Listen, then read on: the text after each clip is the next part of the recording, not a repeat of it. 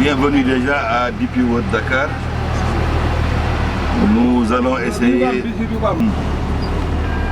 dans le terminal à conteneurs qui est exploité par DP World Dakar à la suite d'un contrat de concession avec l'État du Sénégal pour exploiter ce terminal pour une période de 25 ans renouvelable. Alors, nous sommes au niveau du TAC 1. En effet, le parc est divisé en 3 parties. Il y a la partie numéro 1, c'est là où nous sommes présentement. Plus loin, on va voir la partie numéro 2 et après la partie numéro 3. Alors, ici à DP World, nous faisons essentiellement de la manutention des conteneurs. L'essentiel des conteneurs qui arrivent au Sénégal passe principalement par DP World. DP World a commencé à fonctionner dans ce terminal depuis le 1er janvier 2008, comme je dis tantôt, pour 25 ans renouvelables. Alors là, vous voyez, nous n'avons que des conteneurs. Nous manutentionnons toutes sortes de conteneurs, des pleins comme des vides, des dry comme des spéciaux. Les conteneurs, vous les connaissez, 85% de la flotte sont constitués des dry, c'est les gens que vous voyez comme ça, mais également il y a 15% composés de conteneurs spéciaux, parmi lesquels les flats, les open top, les frigorifiques, les citernes, les tanks et j'en passe. Alors là, nous avons des équipements que nous appelons les RTG. Nous avons des équipements de manutention qui sont les mêmes qui sont utilisés dans les ports développés. Hein. Et là, comme je disais, on est à la partie qui sépare le TAC 1 et le TAC 2. Là, c'est la partie numéro 1 et à droite, la partie numéro 2. Et les conteneurs blancs que vous voyez comme ça sont les conteneurs frigorifiques. C'est les conteneurs dans lesquels on met des produits périssables. Nous en avons une capacité de 560 prises électriques pour prendre des conteneurs frigorifiques. C'est des conteneurs qui peuvent être branchés avec une température allant de moins 10 degrés jusqu'à moins 25 degrés, souvent même avec le super freezing, ça peut aller jusqu'à moins 60 degrés. Ça dépend de la nature de la marchandise qui est à bord. Nous avons au total, comme j'ai dit, 560 prises électriques. Donc c'est une des particularités des conteneurs spéciaux. Alors là, à gauche, nous avons le building, c'est là où réside le directeur général, le directeur commercial, le directeur des finances. En tout cas, il y a 4 directions en plus du DG. C'est là leur building. Et là, c'est le workshop. Le workshop, c'est la partie mécanique. C'est là où se font les maintenances, les entretiens techniques pour les équipements roulants. N'est-ce pas? Donc, nous avons toutes sortes de techniciens. On a des électromécaniciens, des électrotechniciens, des techniciens, des électriciens, des mécaniciens. Et là, c'est la partie mécanique, la partie pneumatique. Là, c'est uniquement les gens qui réparent les pneus qui sont de ce côté-ci. Là, on a un bureau. Et dans ce bureau-là, c'est pour les techniciens en froid. C'est eux qui s'occupent de tous les conteneurs frigorifiques qui sont de ce côté-là. Vous voyez? Donc, la barrière qui est devant nous, c'est la barrière qui nous sépare du môle 8. En général, les gens pensent que là, à DP World, nous sommes au môle 8, mais en réalité, nous sommes au môle 6. Et le môle 8, c'est la partie qui est à droite. C'est là où vous avez le pétrole, c'est là également où il y a un certain nombre d'heures.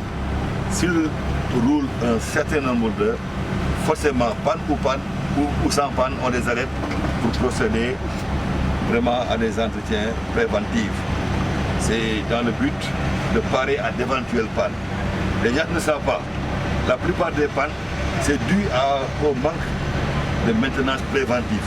Il ne faut pas attendre jusqu'à ce que la machine tombe en panne pour la réparer. Il faut préparer. C'est pourquoi on a créé, les techniciens nous parlent de maintenance préventive, contrairement à la maintenance proactive aussi, hein, bien palliative aussi. Il y a plusieurs types de maintenance. Et là, on a les techniciens. Et nous, nos techniciens, on les a divisés en deux catégories. On a des techniciens qui réparent les grues, les portiques, mais également on a des techniciens qui réparent les matériels roulants. Voilà, ici c'est la partie numéro 2. Ça c'est le quai. Le quai c'est l'endroit où les navires vraiment entrent en action. Devant nous on a un navire, on a même deux gros navires, hein. Mais actuellement on est devant un navire sur lequel on a mis 3 portiques. Les portiques de quai, on les appelle. Ces portiques de quai, ce sont des portiques post-Panamax qui sont alimentés par l'électricité, qui se déplacent à travers des rails. La cabine de conduite fixée en haut est à 45 mètres du sol. C'est une des dernières générations de machines les plus sophistiquées qui soient. Si on vous dit qu'il y a 15 ans, 20 ans, nos machines que nous avions avaient une capacité de 15 mouvements à l'heure, de 16 mouvements à l'heure, actuellement avec ces portiques de quai, c'est des portiques qui peuvent aller même jusqu'au-delà de 50 mouvements à l'heure. C'est une des raisons fondamentales pour lesquelles maintenant, quand un navire arrive au Sénégal, même avec 2000 mouvements, il peut être manutentionné et rapidement bouclé en moins de 24 heures.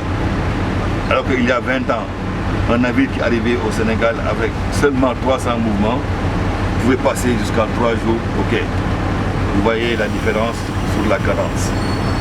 Également, ça c'est les équipements, je dis, non seulement ils sont modernes, mais c'est tellement plus reposant pour le conducteur.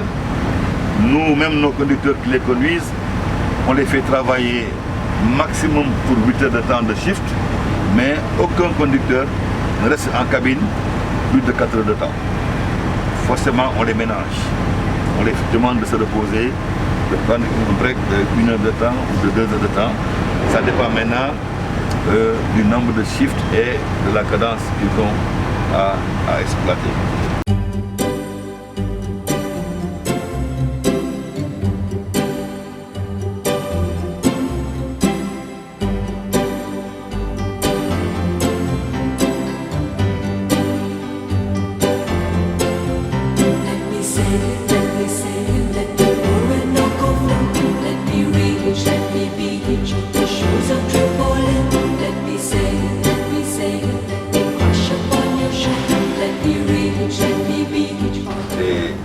De réponse.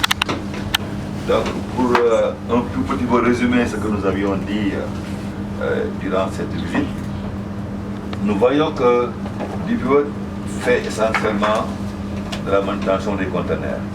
Nous manutenons tout type de conteneurs, mais en essayant de respecter les normes, les standards internationaux. Vous voyez, et dans ce que nous faisons aussi, il y a vraiment, on tient compte, comme il l'a dit tout à l'heure, du temps, du délai, surtout du délai. Et nous, notre condition première, c'est la satisfaction du client. Le client qui arrive, nous, on a obligation à le servir dans les meilleurs délais, mais également dans les meilleures conditions possibles. Et pour votre information, nous avons essentiellement 2 clients. Le premier client reste et demeure la ligne maritime. C'est là qui affecte les navires. C'est le premier client. Le deuxième client, c'est le transporteur. C'est lui qui représente le propriétaire de la marchandise. Lui, il ne vient pas à l'intérieur, mais il envoie son camion et c'est avec lui que nous traitons sur la base de la documentation. Vous voyez? Donc nous, on est là, on a des objectifs, on a des équipements aussi. Pour votre information aussi, DPWOD ne possède pas pour l'instant de bateau. DPWOD n'a pas encore de conteneurs. Nous avons uniquement l'espace que nous gérons, mais également les équipements et le personnel des ressources humaines. Et par conséquent, nous jouons un rôle de prestataire de service. Vous voyez, Donc nous sommes là et puis Dieu a fait que les rendements que nous avons depuis qu'on a commencé en 2008, je vous dis chaque année, la productivité a augmenté. Chaque année, de 2008 à 2024, on n'a jamais eu le même nombre de classes. Chaque fois, la classe a augmenté. Pour vous dire que c'est tellement important, en 2009, on avait en total EVP environ 214 000 EVP manutentionné, alors qu'en 2022-2023, nous en étions à pratiquement 880 000 EVP. Sur 200 000 à 800 000, mes amis, il y a une remontée. Hein? Vous voyez que ça a monté en flèche. De la même manière, les camions qui viennent, qui sont servis journalièrement, il y a 15 ans, on était à peu près à 250 voire 300 par jour. Actuellement, nous avons atteint le pic de 1600 camions par jour. C'est énorme, mes amis. Et même les navires. On avait environ les navires qui arrivaient mensuellement, il y a 15 ans, on tournait autour de 13 à 15 navires par mois. Actuellement, on peut atteindre même les 54-55 navires par mois. Vous voyez, et ce qui a fait que le parc est devenu petit. Le terminal est devenu trop exigu pour contenir l'ensemble des conteneurs qui sont manutentionnés. D'où la nécessité de trouver une autre solution pour essayer d'avoir assez d'espace, pour essayer d'enrayer le problème de congestion que nous avons surtout. Tout le monde a entendu parler de congestion dans le port. Congestion maritime aussi, ça existe. Hein? Il y a la congestion maritime quand les navires se bousculent pour accoster, il y a une congestion. Mais également quand les camions sont servis et ils n'ont pas de possibilité pour partir, là également c'est des congestions. Et la congestion n'est pas bien pour l'économie. Alors, nous venons de recevoir des étudiants de N-Sud Afrique dans le cadre d'une visite pédagogique, un peu pour leur permettre de s'enquérir de la réalité des enseignements théoriques qu'ils ont reçus à l'école. C'est une opportunité qu'on leur donne pour pouvoir toucher du doigt la réalité des enseignements théoriques. En effet, nous, on met en pratique ce que les étudiants apprennent théoriquement dans les classes. En manutention, c'est une bonne partie la logistique et le transport, mais également le commerce international. Ils ont vu comment fonctionnent nos différentes équipes, ils ont vu comment fonctionne un navire, comment est disposé également le terminal et surtout comment sont gérés le stock des conteneurs. Donc ça a été un moment d'échange, un moment de partage que nous avons salué et que sûrement nous allons essayer de pérenniser pour leur permettre de revenir, pourquoi pas en tant que stagiaires, pourquoi pas une autre occasion qui pourrait leur être offerte pour encore augmenter leurs connaissances dans les domaines de la manutention, dans les domaines de la logistique, mais également du commerce international.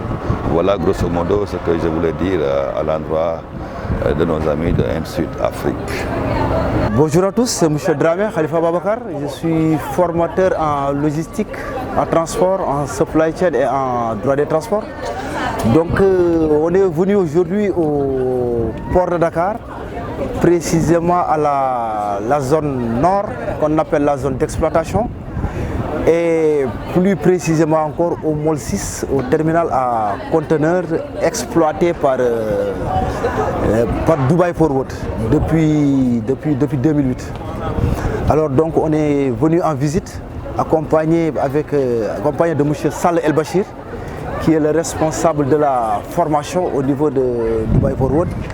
La visite s'est très bien passée. On a pu visiter tout le terminal. On est passé par le TAC 1, terminal à conteneurs 1, le TAC 2, le TAC 3. On a pu aussi visiter les quais pour voir les navires. On a pu voir le poste à quai 61, le poste à quai 62 et le poste à quai 63. Je rappelle que le poste à quai 61 est l'endroit le plus profond du port, là-bas où on a une profondeur de 13,50 m. Ensuite, avec M. Sall, on a pu voir les appareils de manutention surtout les RTG, les grues, les portiques. Donc la visite a été très intéressante.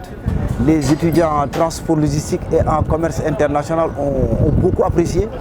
Parce que là, il faut savoir aussi que le terminal répond à des exigences de sécurité. Et c'est pourquoi il a été très important déjà au début d'expliquer aux étudiants les normes de sécurité, mais aussi les normes de sûreté à respecter pendant la visite. Et je pense qu'en grosso modo, ça s'est très bien passé. On a pu prendre beaucoup de notes aussi. Aussi des statistiques, c'était important aussi. Des statistiques pour le nombre de camions qui entrent à Dubaï par jour, le nombre de conteneurs traités par jour, le nombre de navires par mois et même le trafic annuel de conteneurs qui s'élève en 2023 à près de 800 000 conteneurs. Donc c'était très intéressant et aussi ça a permis quand même de clarifier beaucoup de notions qui ont été expliquées en classe et que les étudiants avaient des problèmes de compréhension. On a pu parler même, revenir sur certaines notions du chapitre Liner Terms. On a parlé un peu de ce qu'on appelle le périmètre du navire, que vous pouvez voir. On a parlé un peu des amarres, de ce qu'on appelle les bollards, mais aussi ce qu'on appelait sous-palan, bord et quai. Et je pense que les étudiants en ont profité pour encore beaucoup plus clarifier certaines informations qui n'ont pas pu être traitées en classe d'une manière adéquate. Donc je remercie à tout le monde et à toute l'équipe aussi de NSUP Multimédia, NSUP Média TV, pour leur professionnalisme, mais aussi pour leur disponibilité, parce que ce n'était pas évident. Je les ai prévenus un peu tardivement, je m'excuse d'ailleurs pour ça. Et merci pour votre professionnalisme aussi. Et merci à tout le monde. Bonjour à tous, je réponds au nom de Djingar Serge, étudiant en transport logistique. Nous sommes ici aujourd'hui au Dubai Port Road, terminal à conteneurs MOL 8, précisément pour une visite pédagogique. Alors cette visite nous a permis de distinguer beaucoup de choses parce que la plupart des choses qu'on fait en classe théoriquement, nous sommes ici aujourd'hui sur le terrain pour le mettre en pratique. Alors pour passer, la visite nous a vraiment permis de distinguer les quais, les sous-parents, les bords et on espère également bien revenir ici pour passer des stages pour beaucoup encore acquérir certaines choses comme l'a dit M. El-Béchir. Bon, pour en finir, je tiens vraiment à remercier l'administration pour leur disponibilité qui se sont engagés pour venir signer notre demande. Et on remercie également l'infatigable M. Khalifa Ababakar Dramé et le chef qui nous a reçus ici, M. Al-Béchir Sall. Je vous remercie.